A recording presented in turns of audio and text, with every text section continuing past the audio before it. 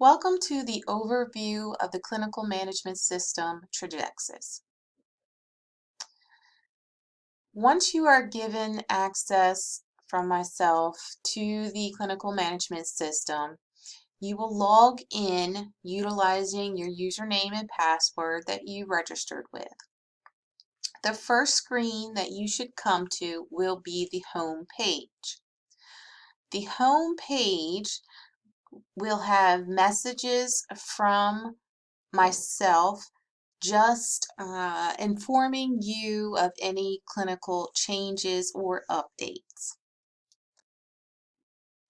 As clinical staff, the only tabs you need to really be concerned with is the comp evals. This is where you're going to access the competency and documented practice portion, and the evaluations down here. If there is any instance you need to enter a student documentation form, I will show you where you can do that as well.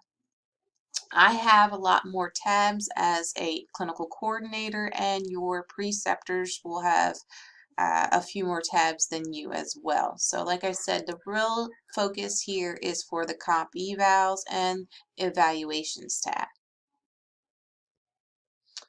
So now you want to put in a competency or a documented practice for a student. You're going to go to the Comp Evals tab. This is where you will have a few drop downs that you will have to select. Your site will already be selected for you. Your student will be able to pull the drop down and click on the student that you are performing competency on. Once you have selected the student, you will select the type of competency you are putting in or documented practice. If a student wants to perform a positioning practice or a documented practice, you will select that tab. If you need to put in a competency, you must select the competency. If you put in a competency which really was supposed to be a positioning practice, no worries. I just need you to place that positioning practice in the system, and you can email me and I will delete the other one. I do not have access to switch the type of form on the evaluation. So today we're going to put in a competency, and mind you, competencies and documented practices have the same item information. So they look the same, they just have two different types of form name. Now we're going to select which study we are going to do. We are going to select the abdomen because the student performed a competency on an abdomen, and we're going to select a supine KUB. Then you can click next. So now you see we received an error. The error states that this student has not performed the procedure for the program's set minimum of times or has not performed the procedure at the appropriate participation level yet. In this instance, the student has not logged 2 performed procedures. If they do not do this, you will not have access to their competency. So you must inform the student that they must log the procedures and ensure that they have the appropriate number of procedures for mandatory procedures logged. Now that the student has logged the procedures appropriately, we're going to hit next, and your competency eval will show. The date in the corner, you want to make sure you choose the appropriate date that the student performed the competency on. Reminder that all competency evals must be in Trajecsys within 24 hours of performance. Next, you're going to click the key field. The key field is where you're going to put the patient's first initial. So my name is Brenda Brunskill, so we're going to do B and last initial, B, and then their MRN number, the last 3 digits of the MRN number. So we're just going to pick 3, 4, 5. And in this field, you can also put on here, if it's a bilateral study, indicate which foot or which side or which extremity that the student performed. So if it was bilateral feet, we're going to say the student performed the right foot for the competency. This allows me to know which images that I should look at during the validation process. Moving on, you will see that we have areas for needs improvement if the student, or automatic failures, I'm sorry, if the student, uh, repeats more than once, puts the patient's safety in jeopardy, incorrectly marks imaging, attempts wrong exam or wrong side, it's an automatic failure. Anatomical markers are not identifiable in all images. Or if the student has 4 needs improvements on this competency, or 3 needs improvements and 1 repeat, then it is an automatic failure. As you move through the line items through preparation, you're just going to click whether the patient or the student met the expectation or they need improvement. If you click needs improvement on any line item, you will not be able to submit the document without adding a comment. So say you clicked needs improvement for assist patient in safe manner.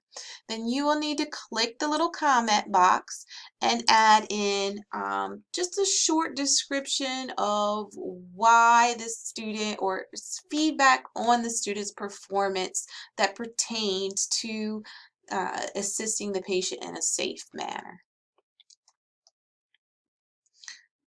Moving on through the line items, if the line item does not apply to that particular study, like giving the breathing instructions, we know the extremities, we do not give breathing instructions, you're just going to click NA.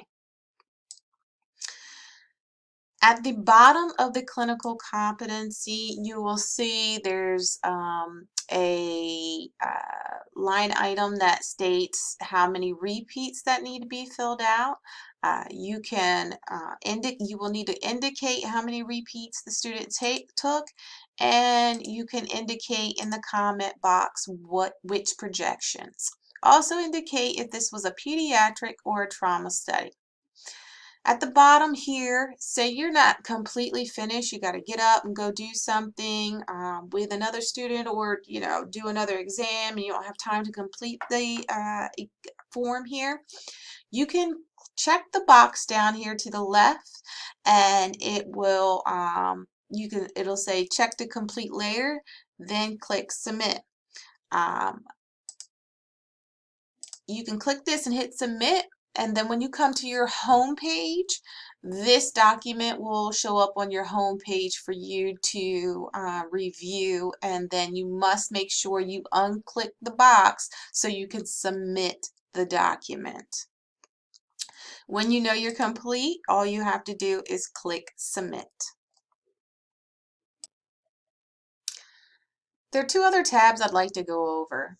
There's the Send Email tab where you can select my name, Christy's name, and various other technologists' name to email us any questions about a student competency, but I do prefer for you to email me directly at brenda.brunskill@dtcc.edu.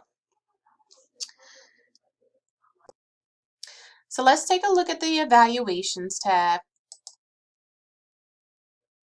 Under the Evaluations tab, there's a few different forms under here you should have access to. The first is the evening shift evaluation form, the 12:30 to 9 p.m. form. We're going to click on that, You'll select the student that is for the subject line, and your site should be already assigned.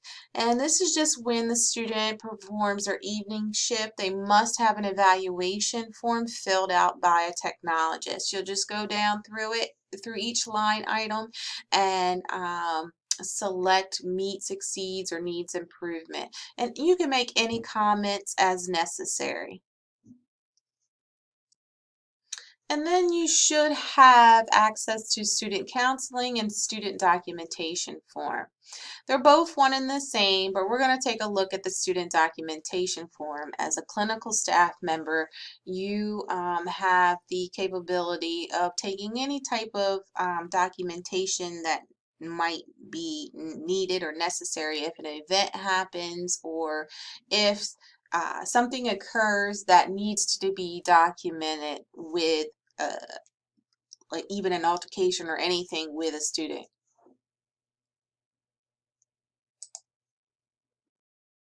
This is our student documentation form. Like I said earlier, you're going to put in the student's name. The site will automatically populate, and you're going to click in the instructor comments and document any type of events, whether they're incidental events, ALERA violations, any student behaviors that need to be addressed, or even positive comments or feedback for students. That is welcomed here as well to go in the student's record. Again, I wanted to mention that this documentation is anonymous, so nobody but myself knows the original person who wrote the documentation. Students are not able to access it, nor are preceptors. This concludes our overview. If you have any questions, please feel free to reach out. Thank you.